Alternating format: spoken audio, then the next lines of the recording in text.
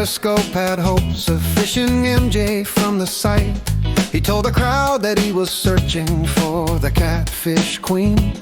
He had a special tool that worked whenever it was night. He winked his secret eye that let him know what he was all about, and what he might be saying, and what he could really mean to tell the truth. The landlady finally had enough when Dr. Bob was late. He kindly said to her, "I'll see you next Tuesday." She slapped him hard with a move-out note and an upcoming date.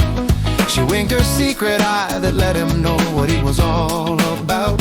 She said, "I read between the lines, and I know just what you say." Let's hear it for politicians, upstairs friends, and jackalopes.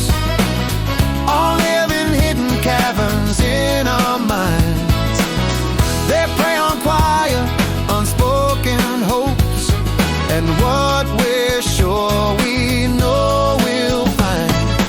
We know ours and you know yours, and we know bite from bark, innuendos and metaphors, dog whistles in the park. Yes, the fellow on the podcast tried to talk to Contra Pete. He would rant and rave and verbally misbehave about the other people, and the podcast dude would later discount the person in that seat. He winked his secret eye that let him know what he was all about.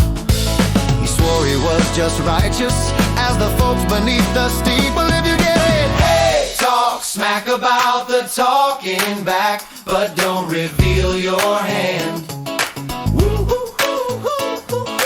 Hey, it's an open secret for those who know. Hey, there's another language that some inside people understand. Hey, when to stay and fight and when to go, folks like so.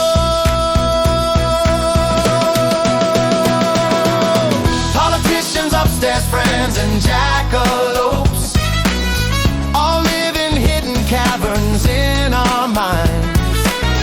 They prey on quiet, unspoken hopes, and what we're sure we know we'll find.